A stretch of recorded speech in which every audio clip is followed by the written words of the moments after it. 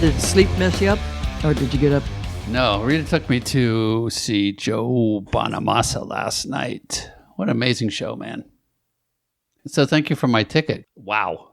Joe Bonamassa, yeah, just incredible. That your first time? First time. Damn. Yeah. The guy next to me was making sure he told me it was his third time. He told me that about 500 times. Yeah. As he nudges my shoulder during the show, the whole show. I had a great old time. Yeah, it was just such a great show, and very personable, and just a great band behind them. And smooth, sweet. Good stuff. We had that nice rock and roll confessional with Joe Bonamassa a couple of months ago. So maybe you might want to go replay that, people. Or play it if it's your first time. Yeah. So we got a good show now. What's we got? It is Rush at 50. One of our favorite authors, Daniel Bukszpan, has a new book out called Rush at 50. He was the guy that did the book for us, Ozzy, at 75. Yeah. Ozzy's a little bit older than Rush. Yeah, that's true. Formed in Toronto in 1968, Rush became one of the most popular best-selling bands in rock history, thanks to their tireless effort and imaginative, ever-evolving music. This richly illustrated and entertainingly written book from Rush expert and music journalist Dan Bukszpan pays tribute to the trio on the 50th anniversary of their debut album by curating and examining 50 of the most significant milestones in their career. Daniel covers everything down through the decades, and in this interview we talk about the band's formation by bassist Geddy Lee and guitarist Alex Lifeson in suburban Toronto, and their early gigs and tours opening for the likes of Kiss. The breakthrough in the United States, thanks to a Cleveland DJ at WMMS, and the role of co-founding drummer John Rutsey, and much more. In examining 50 touchstones, Bukszpan presents a unique look at Rush's career arc from Toronto bar band to international mega platinum stadium fillers. Every page is illustrated with stunning concert and candid offstage photography, including gig posters, 7-inch picture sleeves, ticket stubs, and more. So here we go with our interview with author Daniel Bukszpan.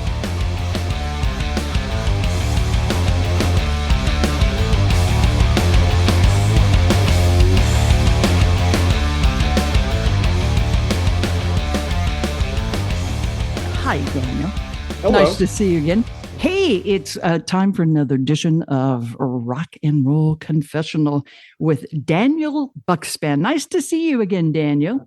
It is very nice to be back with you guys and see you again. Thank you for having me back on. We talked with Daniel last year for Ozzy at 75. And then this year it's Rush at 50. Rush is one of those bands that you absolutely love. Some people actually detest Geddy's voice. I don't know. But what was it about Rush that made you a fan? God, it just clicked at one. When I first heard them, like the first couple of times, I had the same problem a lot of people have of just getting past Geddy Lee's voice. I will not lie and say I loved it the first time I heard it. But, after just a couple of listens, it's like, you get used to it, first of all, and realize, a lot of people say that he just shrieks out of tune, and none of that is true. True. In fact, a lot of the people I know who really like him are all musical theater people, and they think what he does is a really good example of how one should sing. So, there you have that. But I mean, once I sort of got past that, what hooked me was the guitar solo on the song Free Will. And there was no going back. Like once that happened, I was in for life at that point. And, what's kept me a fan is, the music is just of such high quality and so well done and so well performed and well written and executed and all of it. They have a couple of albums that maybe I was not as crazy about, but for the most part, it's like there are very few bands who have a catalog that diverse and that high quality across multiple decades. Most bands that have been around for a long time, they're like the hills and valleys, and sometimes they go through periods of years that are not so great. The Rolling Stones, I feel, have not made a good record in 43 years, but they're still out there touring. But these guys just had a real commitment to, no, every time we put a record out, it's going to be special, it'll be different from the last one. They always kind of kept you guessing in terms of what they were going to do. I could go on forever about, what's good about them and what hooked me and that sort of thing. But really, it's such high quality music. And I do admit to being taking a sort of perverse joy in how much some people hate them. And honestly, it kind of made me even dig in a little bit. Yeah. Like, oh yeah, you hate them? Okay, Yeah. well, like that I'm kind going to like them more. Yeah, exactly. Yeah, exactly. Yeah. When they were in the 70s, and I had a roommate because I went to boarding school for certain reasons. But my roommate kept playing, all this, the albums from the 70s. I couldn't stand it. But when Moving Pictures came out, and that just felt like that turn. And one thing you talk about, I believe, Daniel, in the book, is that Geddy changed, was it his kind of vocal range, or was it in the mixing that his voice, and that became such a popular album? Well, they previous to that had just like kind of written all the music, and then he would go into the vocal booth afterwards and lay down all the tracks. And Moving Pictures, and maybe the one before it too, to Permanent Waves to a certain extent, they started, being like, maybe we should write in a lower key, so he doesn't have to be like all the way up in the stratosphere 100% of the time with every note. And I think, the fact that it got dialed back a little bit because of that, I think really opened up possibilities for them. A lot of people who just could not tolerate him at E6 or, whatever note it was, they could tolerate it at that point. And, I don't want to make it sound like it was just this horrible, horrible thing that no one could get past. No. But it was different. But it was, I know it was hard for some people. It was hard for my wife. It was hard for friends of mine. But, in most of these cases, once people just kind of get past that, they usually like the band. Moving Pictures made it so they didn't have to get past that. So That's true. I think that's part of why it was a lot more accepted than what they had done previously. For me, living in Southern California, I don't really remember a lot of Rush being played on the radio. The big stations were KMUT, KLOS, K-West, some of the other ones. And maybe I just wasn't listening to them at that time or whatever. But when I started working in a radio station, was right around Permanent Waves. Mm-hmm. And I got a ticket to the Forum to go see him. And it was like, after that, diehard fan. Something about the energy in the arena, because it's a tribe. If you get Geddy's voice, if you get their music, if you like it, oh my God, that's just such a powerful tribe. You talk a lot, or you go into the history, the early history, which I really find interesting because of Geddy Lee and Alex Lifeson's really tight closeness. And both were from immigrant parents. Right. And they moved over here. And I think there was something, about that kind of upbringing that really enforces your morals and your attitude. And also you're kind of an outcast. Yeah, well, they were very lucky that they had each other, even before they ever thought of, having a band together or anything like that. Geddy's name derives from his Polish mother trying to call him Gary. Right. Alex Lifeson said he didn't even speak English until he was 5. That you kind of take that with you. I think, I come from an immigrant family, and, the immigrants who are still here and with us, they really talk about that it was very important to assimilate. It was very important to be part of this new world that they were in, and, not not wear their immigrant flag openly. They wanted to just be accepted as Americans. But you always know you're a little different from everybody else. You're a little different from everybody with, generations that have been here a long time. And the other people may not even be aware of that, but you're aware of that as the person coming from an exotic background or whatever. My father is a Polish Jew who was born in Egypt. Really? Wow. Yeah, and that's Yeah. exactly the response I get every time, it's just a little different. Yeah. And I never really hung that out on a shingle, during school or anything like that, but I always knew. Yeah. And when you know, and you can sort of like seek out someone else who gets it and understands where you're coming from, that is a tight bond you're going to form. Yeah. And they were always there for each other, basically starting with that. That's a very strong foundation to begin with. And they were also really tight with John Rutsey. Yeah, who a lot of people don't know that Rush had a original drummer, and that wasn't Neil Peart. I saw to it that he had a full sidebar in the book and was given appropriate credit, because that man has been so continuously and disrespectfully overlooked in the whole story. And we wouldn't even be here talking about it if he hadn't been in the world and helped. He was really the leader of the band for a while.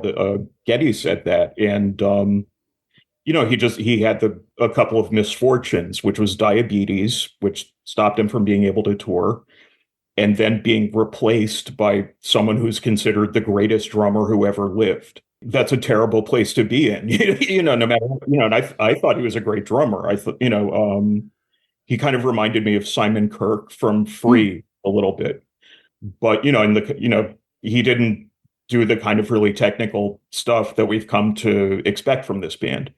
So, he gets forgotten, he gets disrespected. And I don't think any of it is malicious or anything like that. I don't think there's an effort to overlook him, but that's the situation. So I felt like, let's give this guy a couple of pages at least. Well, it was on one album, and there was the first album, and Working Man. Yeah, and it's not, considered their best album. I know people who swear by that album. Really? Yeah, and there are even people who feel like after that album they lost it. They lost their way. But they were always trying something new. So you could say that every album. You could say when the keyboards came in that, or when Geddy's rapping or something on Roll the Bones. I think there was always an excuse for haters to hate, and true fans are going to hang tight. Other than Metallica, I believe no band has been accused of selling out more than Rush. I believe that. What about Kiss?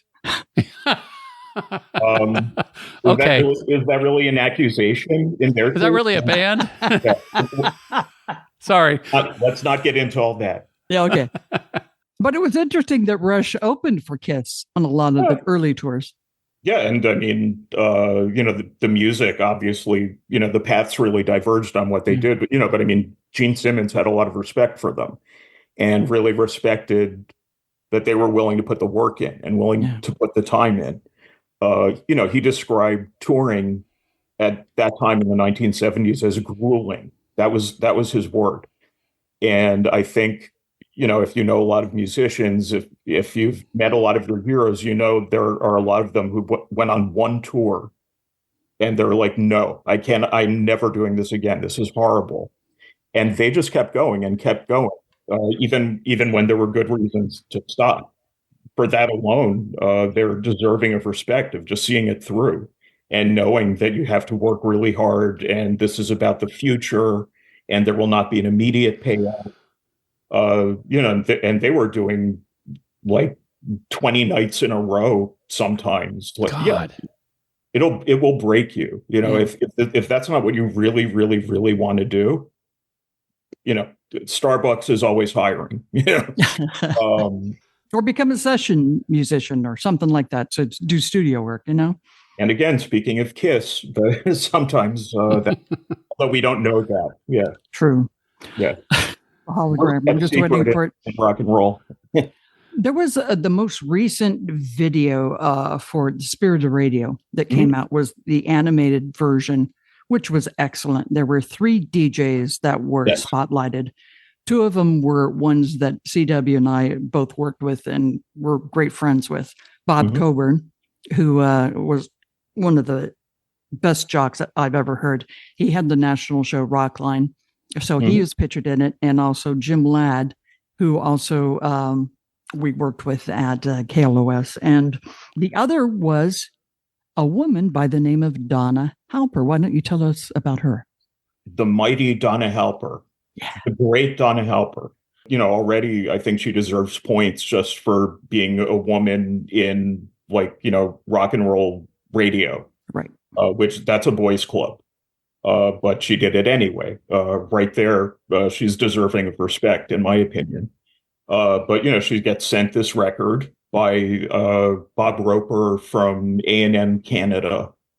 It's like, here's this local band that we really like. They had to put this record out themselves on their own label because no one will go near them.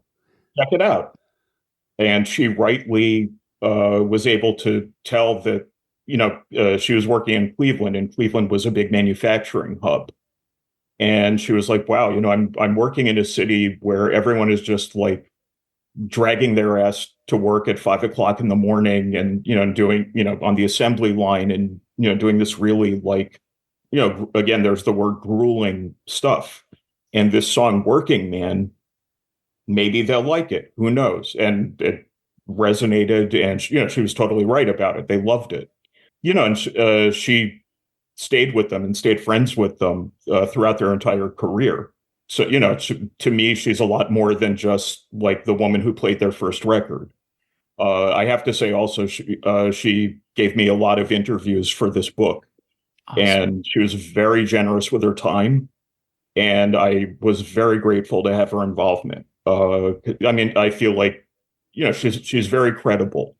She's not the kind of person who would just like hang around rock stars, like to be seen in photos or anything like that. She really believed in the music and really wanted to put forward stuff that she believed in. And, without her, we wouldn't be having this discussion. And in fact, she was the one who said to me, without John Rutsey, we wouldn't be having this discussion. But she's great. I can't say enough about her. She's the best. And she is like in academia. It was a professor up until recently at a distinguished college back east. I used to do a podcast about Rush with this other guy, John Kane, Kane, and she was on his dissertation board. So, so I benefited from that, obviously, because there was the connection there. But no, she's brilliant. If you want my honest opinion, she's a brilliant woman, and she's really put something good into the world. In my opinion, we are better off because she was here. Yep. I like that. You talk about the critics at the beginning of Rush's career being compared to Led Zeppelin, which I find very interesting, and I guess it's only because of the pitch of Robert Plant's voice and Geddy's voice. But I never, even the early years of times I didn't like Rush. I love them now, by the way, just for the record. But the times I didn't like them, I never heard Led Zeppelin in there. I had to be told that people mistook them for Led Zeppelin in order to see the connection. I never made that connection. Yeah. And the music certainly doesn't sound like Led Zeppelin. Nothing about it sounds like Led Zeppelin. You have to remember, though, that 50 years ago, people had a much more limited sense of what music was out there. It's not like now where, you just take your phone and scroll through Spotify all day and, have endless possibilities for what you can listen to. I sort of compare it to, back in our time, you had ABC, CBS, and NBC if you wanted to watch TV. That was it. Yeah. Maybe PBS if you were lucky. And you didn't have a remote. You had to get up and change the channel. You had to get up and walk towards the thing. It was backbreaking chore. It was hard. I remember my sister and I even playing chicken for no, you do it. No, you do it. No, you get it. And I mean, and people back then, in terms of what music was out there and what they could be exposed to, there just wasn't a lot. Certainly not like now. So I think if you heard something that was like a little familiar, there were maybe 10 bands you could compare it to. Uh, Yeah. so I mean, I think that has a lot to do. Now I don't think anyone would mistake one for the other. Yeah. Yeah. Yeah. Although I do see a lot of younger people now, hearing Led Zeppelin for the first time, hearing the Immigrant Song, and going, "Oh, it's the song from Shrek." Right. Yeah, I didn't even know that was in Shrek. Oh my God. Yeah. that's how they know it. That's how they, Yeah. to Yeah. me, it means something else entirely. But there are yeah. part of what I wanted for this book was there are a lot of new young people getting into this music. I watch a lot of reaction videos on YouTube, and these guys, very popular choice. And I really felt like, it's my job as an older fan to not just welcome them in, but give them a bigger, they like a few songs now, they're invested. What's the story? And I felt like it was really important for something to be out there at this point that kind of gives some people an entry point. I hope the fans will like it, certainly. Oh God, yeah. Yeah. But I mean, part of it is like, we fans sometimes tend to be gatekeepers if we're older fans. And I feel like that's a real disservice to the band, who it should keep going. It should go on forever. Right. And, I mean, I think people will be listening to it long after I'm gone, certainly. And I want to be part of sort of passing the torch. That's kind of how I look at it. Well, okay, we had the early years of Rush. Then we get Neil Peart involved, who is, my God, one of the greatest drummers ever, and one of the greatest lyricists ever. So, you get the Permanent Waves, and then, CW was talking about Moving Pictures, Tom Limelight, Sawyer, Limelight, Red Barchetta. Those songs were played a lot on rock radio, and that's when they started getting more and more popular, which is great. Signals had some great stuff. New World Man was interesting, I think, because that was the first time it was like Geddy was really singing in a lower key. Yeah. And that was the first single. And so that got a lot of radio airplay and stuff like that. There were others like from 1984, which I love, Grace Under Pressure, Distant Early Warning, Red Sector A. My God, let's talk about Jewish concentration camps in a rock music song. Right. It was like brilliant. There's not a lot of that out there. I mean, a lot of people they mistakenly say Rush only writes about science fiction concepts. I have always considered them like very topical and, very aware of history. Again, with the kind of background that Geddy Lee has, there's no way not to be aware of his history. Right. But, it's not all like songs about robots, despite what, people might want to say. But I mean, I again, it's just a question of if people dig a little deeper, I think they'll just find that's not the case. But no, I mean, they were never afraid of any topic. I don't think. Suicide. Yeah, they went there. Pass. They totally went there. Nobody's hero. Yeah. Nobody's hero. Yeah. Right. Yeah, they went there. They went there 30 years ago before anybody would go there. In fact. Yeah, well, I mean, I remember the 90s were like maybe a friendlier time for gay people than maybe the 80s had been, but it was still like people didn't want to come out. People, it was still it's not like today. And I know it's still hard for gay people today. But 30 years ago, for this man, heterosexual, to come out, write these lyrics about what he was experiencing and there was really no filter either. Like those are very personal lyrics that there's no artifice to them. That was a big deal, and I did, I'm not going to sit here and be like, and because of that, gay marriage was legalized. I'm not going to do that. But I mean, if he helped sort of enlighten a few people, that's a good cause, in my opinion. And especially to where the music is directed to or appealing to mostly white younger men, white males. Yeah. I saw them on the Counterparts tour, and that's the album that Nobody's Yeah. Hero comes from. And the Yeah. place is packed with, like, I don't know how to say this nicely, frat boys. Yeah. Yeah. Yeah. Obviously more intellectually elevated frat boys because they're listening to Rush, but and the song comes on, and they're singing along to it, all of it, like it was any other song in the lineup. And I have to believe that did something to break the ice a little bit. Again, I'm not going to say right. they transformed attitudes or anything like that, but maybe increased awareness. Yeah. For a big major label legacy rock band to go there in their 20th year of existence, that's a big deal. There are a lot of bands who are like, no, we've got our formula. This has worked for us. Don't change anything. They changed everything every time. And then there was like the MTV years, just an early warning. Time Stands Still from Hold Your Fire.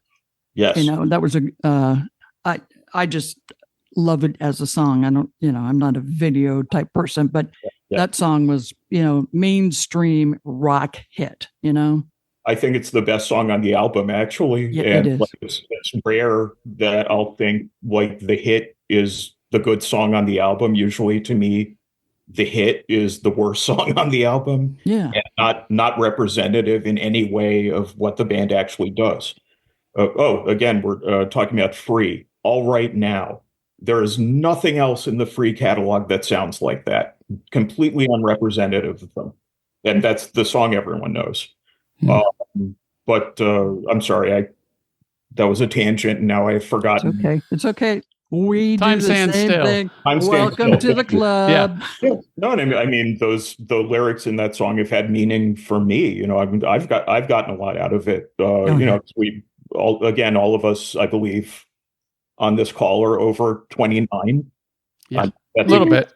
And some of you might be. Yeah, but I mean, if that's the case, then we've all had that feeling of like things seem to be speeding up, and I don't know if I'm able to keep up with how fast it's going. I have a 17-year-old son, and I'm like, wasn't he just 3? What just happened? And and he wrote about that in a very relatable way, I thought. And again, it really directly contradicts the concept that they just write about space dystopias. You get into this a little bit, Daniel, in the book. And again, it's Rush at 50, which is a brand new book that just came out. Great for Christmas for all you Rush fans. I'm not sure how to pronounce his name. Hugh Simi, or is it Sim? Syme. Yeah. He was responsible for most of all of Rush's album artwork, which I find very interesting that, and I'm assuming that was Rush's choice, even though a lot of times that he would present the concept, they would say no, and then later on they might kind of, like, I think it was Signals and a couple others where they had to go back and then they decided we'll do it. And I look at some of the covers and I'm like, like, that's not my favorite. It's not my favorite artwork, but it's interesting that they kind of stuck with him for the most part.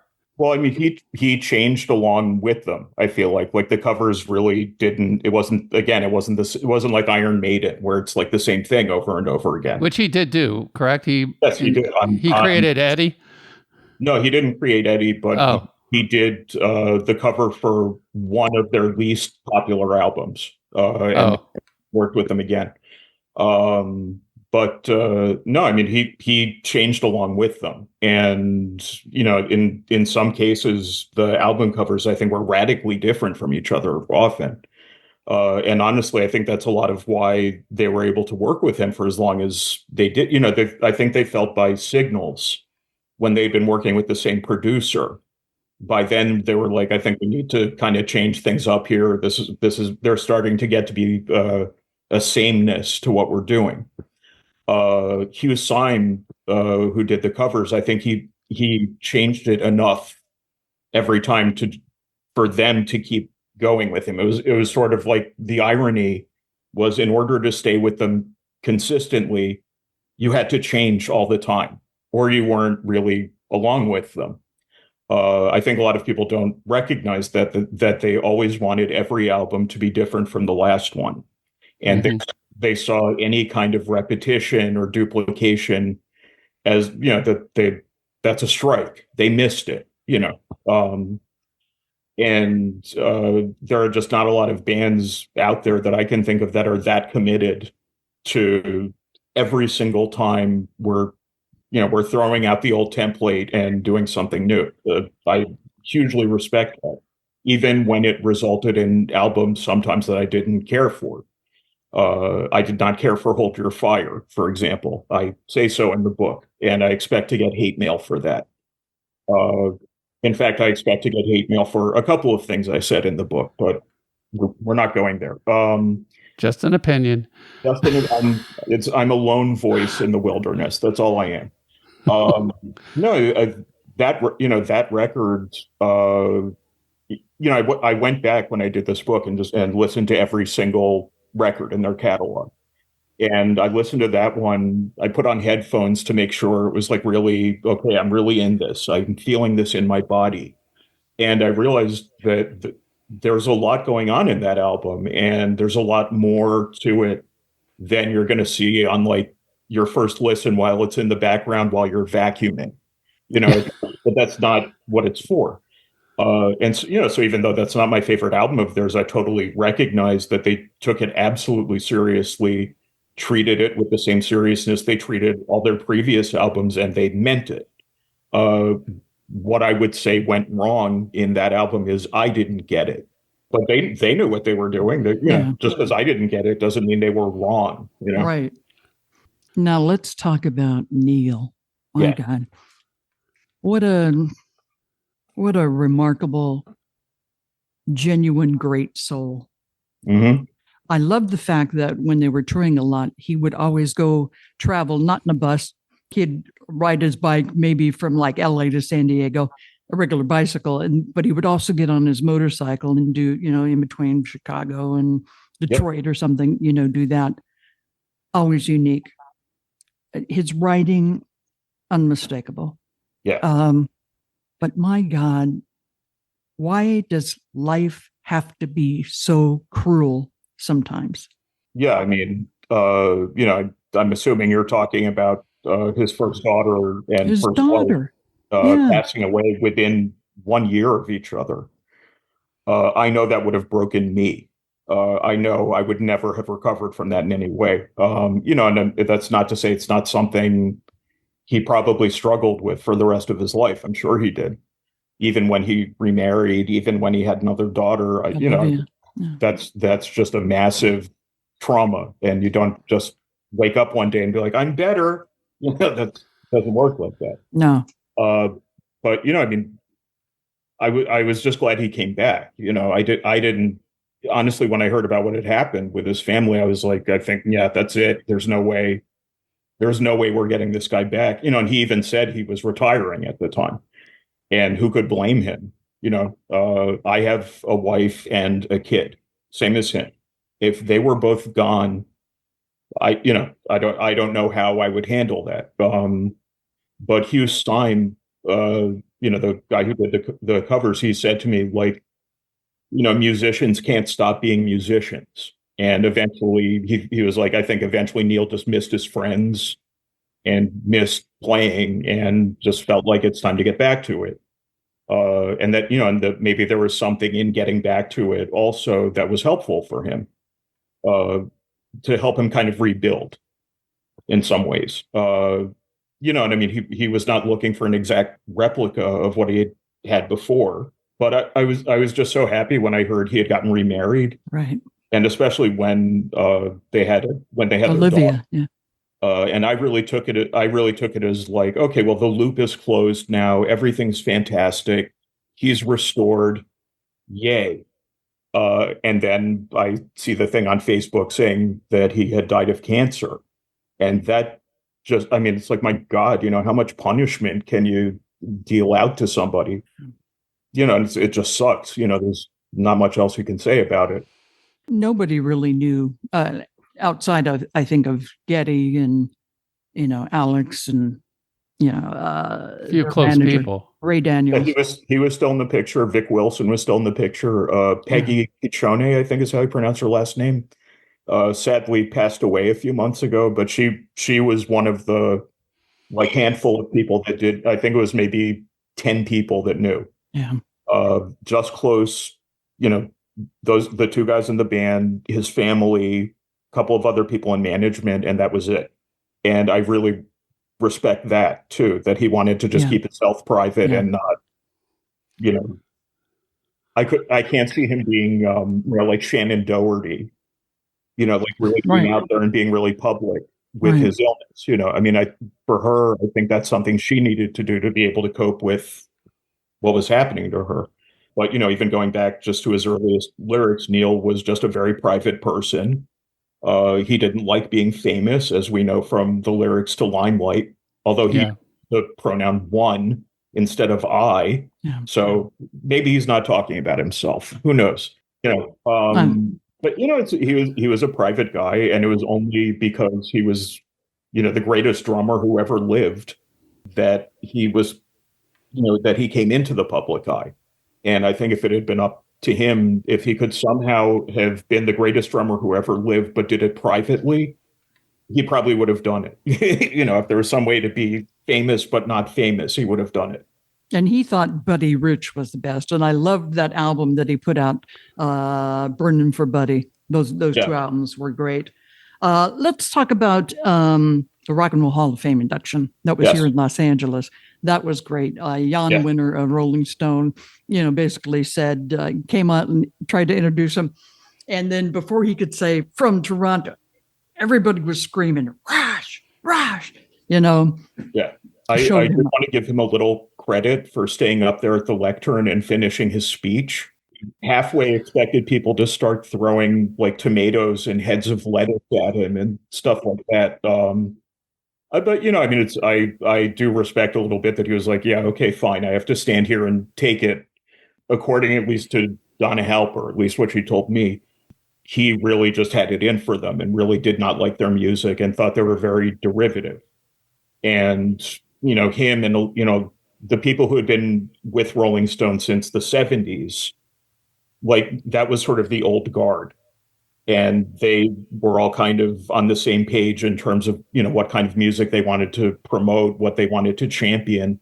And Rush absolutely was not part of that. But, time passes, people start to step down, that kind of thing. And there was a new guard at the Rock and Roll Hall of Fame, all of whom were like mostly people my age who grew up with them and were like, no, we love this band. What's wrong with you? And so he kind of had no choice between that and just the constant assault of fan mail on behalf of Rush. Like, you put these guys in, or we'll never stop writing you, or it'll never end.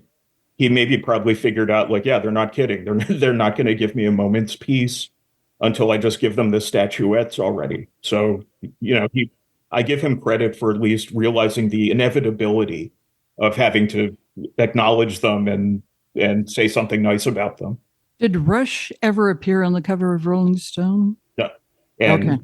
Wow. Yeah, so that's interesting. Oh, wait, no. I'm wrong about that. They did one basically in 2015 when they were doing like the Victory Lap tour when it was all about to end. Rolling Stone He's like, okay, fine. Hey, we've discovered this new band. So like, as long as you're leaving, we'll do. The other thing that I remember about the show, because I was lucky enough to be there, was Foo Fighters. Mm-hmm. It was Taylor Hawkins and Pat Smear.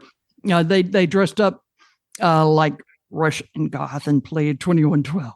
That was fantastic. Yeah. And then the speech by Alex and blah, blah, blah. It was hilarious. I loved that. When I first saw that, I thought there was a lot more to it than there actually was. Like I thought he was trying to say something about like, this is all a farce. This is all a charade, and all they deserve is blah, blah, blah for 5 minutes. And it turned out it was just like a joke, and he was just trying to like amuse his wife. Yeah. But sometimes when we're just making a joke, the moment lasts forever. in those little offhand, off the cuff things. It was funny though, you know. It Oh, was funny. I thought it was hilarious. But Yeah. you could see Geddy and Neil behind him, and they're like, how long is he going to go on with this? Like, how really? This is what he's doing? We finally get up here, and this is what we're doing? Well, they're not in the comedy Brilliant. business. Oh, brilliant. You know, Too much monkey business. That was a funny song. they're funny guys. A lot of these people who I interviewed, like who worked sound for them and toured with them, said they were not just funny, but like gut-bustingly funny. Like you were just with the class clown all the time. Again, you probably know a lot of stories about a lot of other musicians where very little laughter going on, very little joy was happening. Take for example the recent Jane's Addiction tour. I will probably not a lot of jokes going on at the time. But I mean that's by conducting themselves the way that they did. They were never going to have that kind of a thing happen. They were just never going to. They were not those people. And I did a sidebar in the book about their vast experience with drugs and alcohol, which was basically nothing. And they did not have good reviews about cocaine. Those one star on Yelp, would not eat here again, that kind of thing.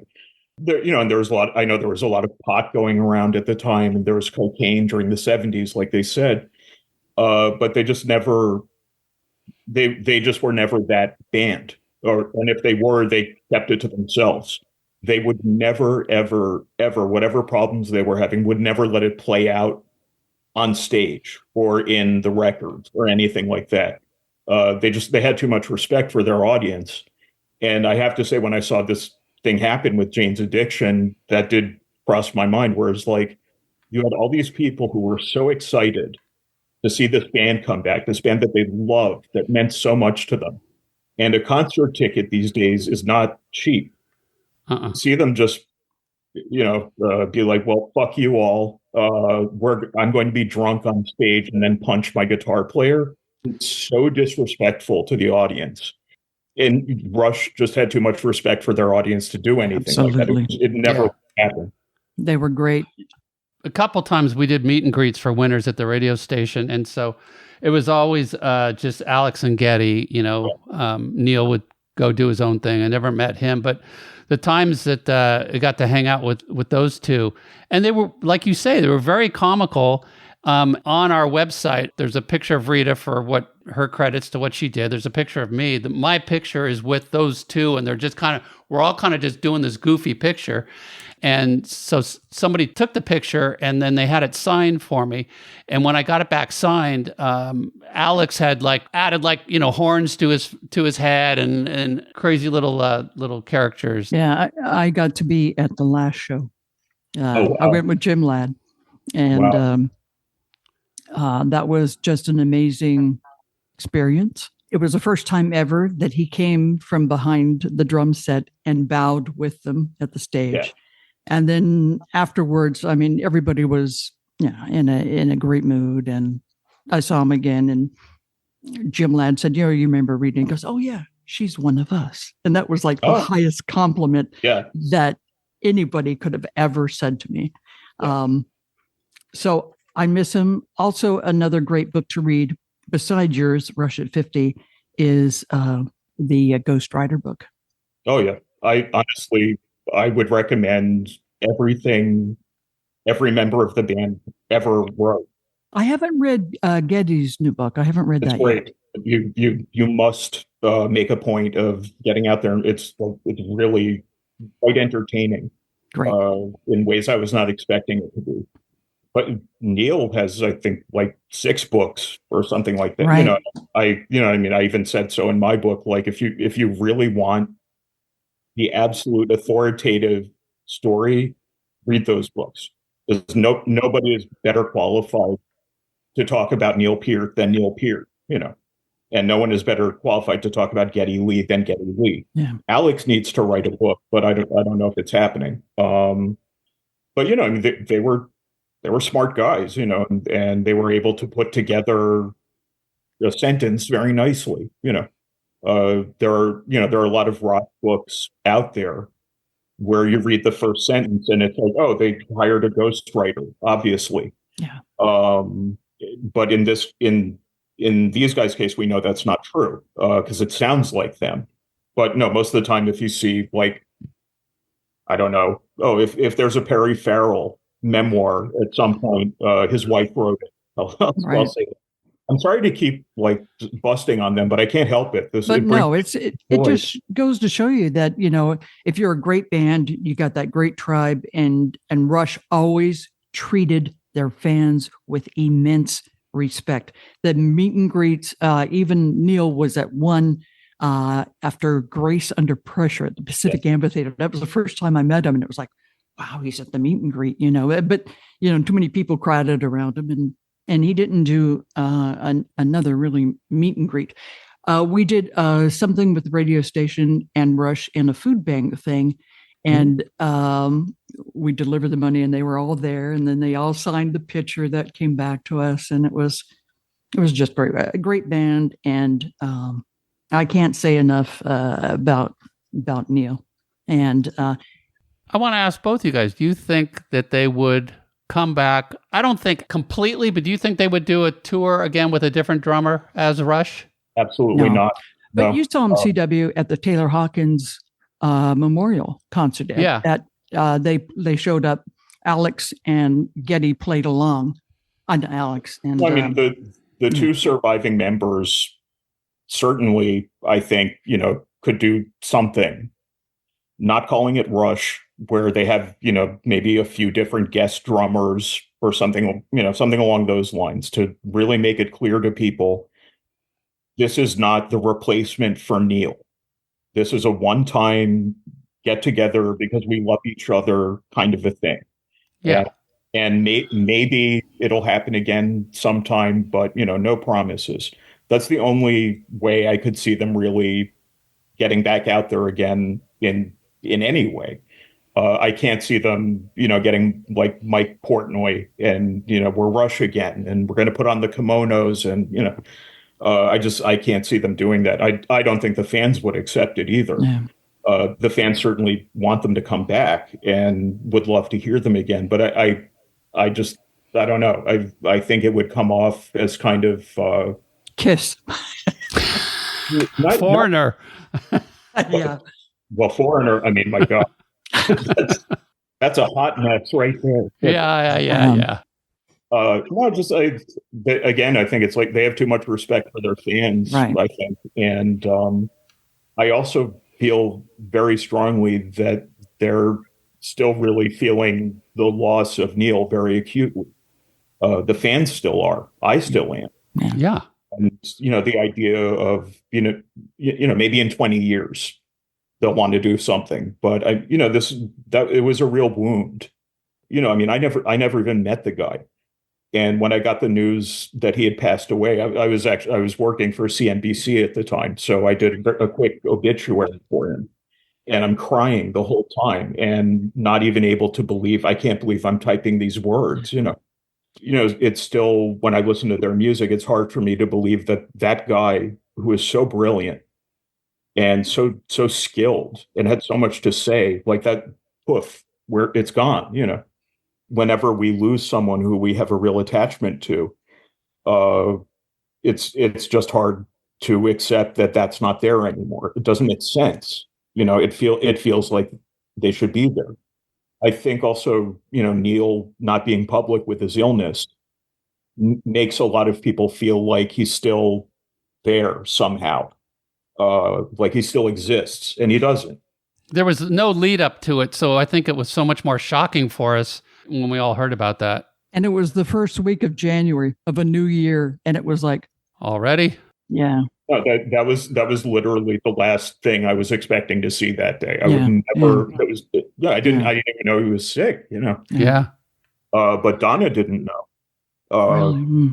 And she was close to those guys, but he really did not want to make a spectacle of himself as a sick person. She, what she told me, and I believe this is correct, is he wanted people to remember him the way he was. And And also, I mean, I had a sort of a health thing last year also. I was in the hospital for 3 weeks and I did not return one text because I just felt like garbage and didn't want to talk to anybody. He may have just felt like garbage and not wanted to talk to anybody. Sure. That's a real response to that kind of a thing. And, it bothers me that there are people out there, Geddy said, like a week after Neil died, he was getting phone calls from like big name drummers who are like, hey man, so how about we get together and, we'll do Xanadu. And, I find that so offensive. Yeah. And so it's ambulance chasing. Basically, Yeah. This was an ambulance chasing drummer, Yeah. if you can believe that there's such a thing. It also kind of affected my approach to the book, because at no time did I want to reach out to Geddy or Alex, because I feel like these are people still grieving and they don't need some guy they don't know hounding them for access. That felt immediately wrong to me. They've been through a lot. They accomplished everything they ever set out to accomplish, and now is the time to just let them live this part of their lives the way they want to, without our feedback and without our helpful suggestions for what they should do next. Or judgment. I think so much is like judgment that we don't know the whole story. Right. Yeah. And maybe we're not supposed to. Maybe it's business. Yeah. It's not our business. But, again, going back to life being so cruel, he had remarried, had the daughter, was living in Santa Monica. I met a couple of guys at the last show who worked at a grocery store that he used to go to. And he invited them to the show because he saw them all the time. And it was like, that's who he was. Yeah. He was happy not to be recognized. Yeah. Yeah. He said that was one of the best things, after his first family had passed away, he goes on this very long motorcycle trip by himself where he was gone for like a year. And a lot of people didn't even know where on earth he was. And he said that one of the best things about the whole thing is, he's just this guy with a cap in Alaska or wherever. No one knows who he is. And he was so happy about that, and so happy to have just this period of time where he was not expected to be Neil Peart. He was able to just be a guy on a motorcycle. And again, I just think his privacy meant a lot to him. I'm a pretty introverted person myself, and I get it. I have to go to the post office later today, and I'm like dreading it. Just I don't want to be around other human beings sometimes, Yeah. I get it. Especially when they're just there to buy stamps. Yeah, exactly. Right? You can do that online. You can do that online, exactly. But I mean, I get it.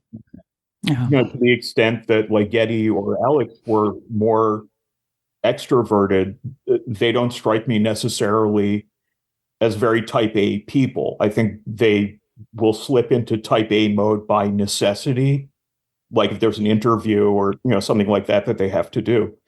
But I think Geddy, I think, would be just as happy just sitting at home collecting wine and baseball, going to baseball games. Yeah, exactly. Toronto. Yeah. All of them, I think, were very happy when they could just have a moment of doing like regular civilian pursuits. Yeah. The fact that you're saying Neil invited these guys from the supermarket to come to the show, that says a lot right there. Yeah. He didn't invite some great luminary. He didn't invite Jan Wenner. Yep. He was like, no, that's the guy who sells me lettuce. He's coming. Yeah.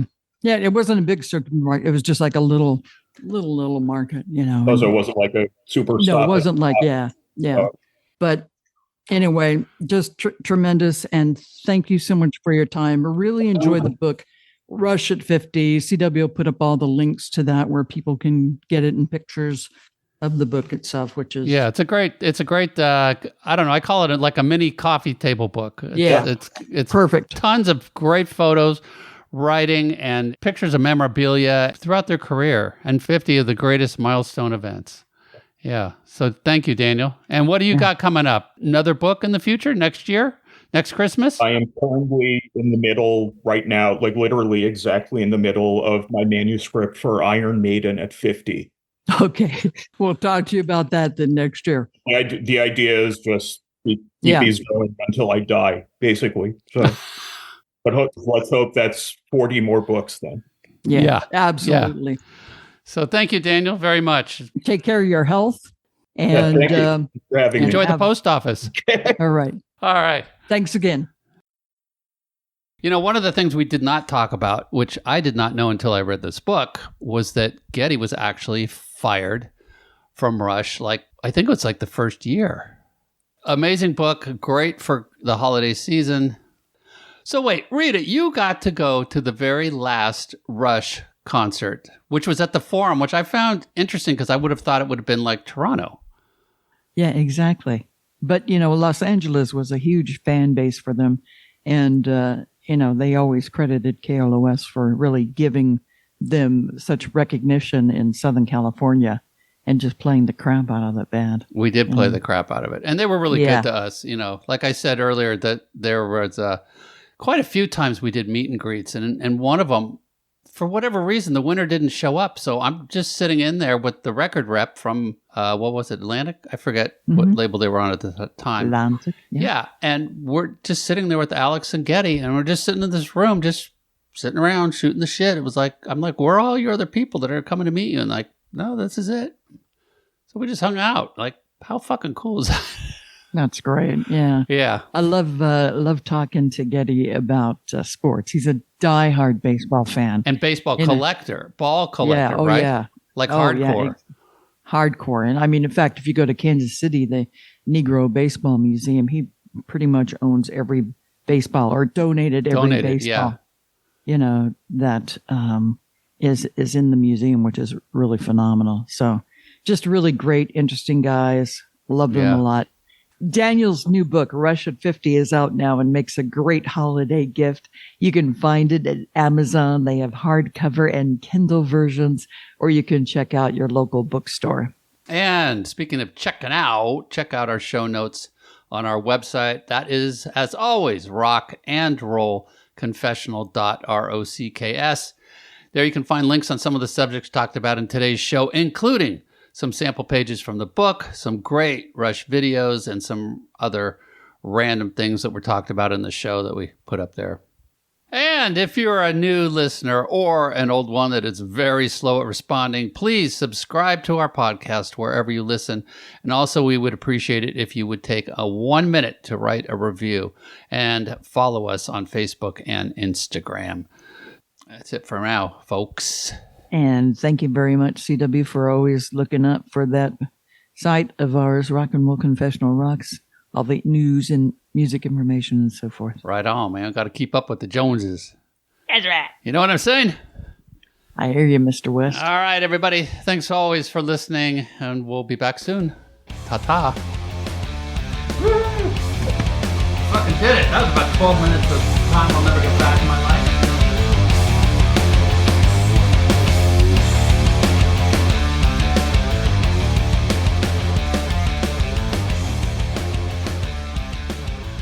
Every page is illustrated with stunning concert and candid offstage That too. You know how bad I want to leave that in there? You can find it at Amazon. They have hardcore. Jesus. What were you doing last night? Nothing. Absolutely nothing.